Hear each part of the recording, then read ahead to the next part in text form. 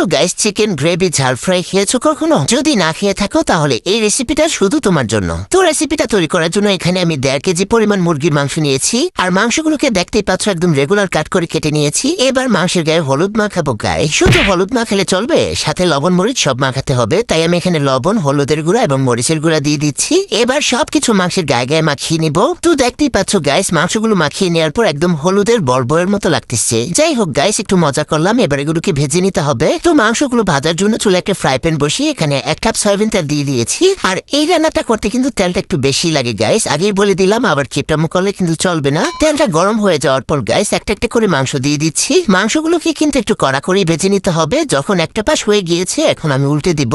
আর guys বলার movie থেকে একটা বাজে স্মেল আসে না, সেই স্মেলটা দূর করার জন্য লেবুর রস অথবা হোয়াইট ভিনেগার দিয়ে 5 মিনিট রেখে তারপর ধুয়ে নেবা, দেখবা বাজে স্মেল চলে যাবে। আর গাইস কে কে বলার মুরগি তোমরা এভাবে ভাজা ভেজা রান্না করো অবশ্যই কমেন্ট করে জানাইবা। সো গাইস আমি কিন্তু মাংসগুলোকে উল্টে পাল্টে সুন্দর করে ভেজে নিয়েছি।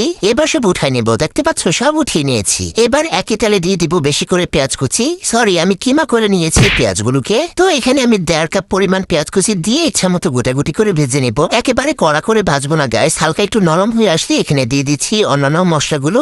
এখানে গরম মশলা দিয়ে দিচ্ছি দারচিনি, এলাচ, জয়ত্রী আর তারামৌরি। এখানে আমি 4 টুকরো দারচিনি, 5টা সবুজ এলাচ, অর্ধেকটা জয়ত্রী আর অর্ধেকটা তারামৌরি দিয়েছি। সাথে 2টা তেজপাতাও দিয়েছি একদম ছিঁড়া টুকরা টুকরা করে। তারামৌরি আর জয়ত্রী না থাকলে না দিলেও চলবে। কিছুক্ষণ একটু ভাজে নিয়ে দিয়ে দিচ্ছি 1/2 কাপ পরিমাণ টমেটো পেস্ট আর 1/4 কাপ পরিমাণ পেঁয়াজ বাটাও দিয়ে দিলাম। এবার ইচ্ছা মতো গোটাগুটি করে ভেজে নেব। কিছুক্ষণ ভাজা হয়ে গেলে এখানে আমি 2 টেবিল চামচ পরিমাণ আদা রসুনের পেস্ট দিয়ে দিলাম। এবারে সব মশলাগুলোকে ইচ্ছা মতো গোটাগুটি কইরা কষা একদম কাঁচা গন্ধটা দূর করে নেব। যত রকমের কষাকষি আছে একদম কইরা নিয়েছি। দেখতে পাচ্ছ তেলটা কিন্তু উপরে ভেসে উঠেছে গাইস। এবার এখানে অন্যান্য গুঁড়া মশলাগুলো দিয়ে দিব। প্রথমে দিয়ে দিচ্ছি লবণ, স্বাদ মতো লবণ দিয়ে দিবা যার যার টেস্ট অনুযায়ী। লবণ দেওয়ার পর এখানে দিয়ে দিচ্ছি 1 টেবিল চামচ লাল মরিচের গুঁড়া, 1 চামচ হলুদের গুঁড়া, মরিচের গুঁড়াটা একটু এখানে বেশি লাগে। সাথে 1 চামচ ধনিয়া গুঁড়া আর 1 চামচ জিরা গুঁড়াও দিয়ে দিচ্ছি। মরিচের গুঁড়া আর 1/2 চামচ গরম মশলার গুঁড়া দিয়ে দিচ্ছি। এবার মশলাগুলোকে কিছুক্ষণ গোটাগুটি করবো, ভাজাভাজি করবো। যেহেতু এই রেসিপিটার নাম ঝাল ফ্রাই, তাই তোমরা চাইলে আরো বেশি ঝাল করার জন্য নাগামরিচ দিতে পারো, যাতে কান দিয়ে একদম ধোয়া ছুটে। যখন মশলাগুলো ভাজাভুজি হয়ে যাবে ওই পর্যায়ে ঢেলে দেবো পানি।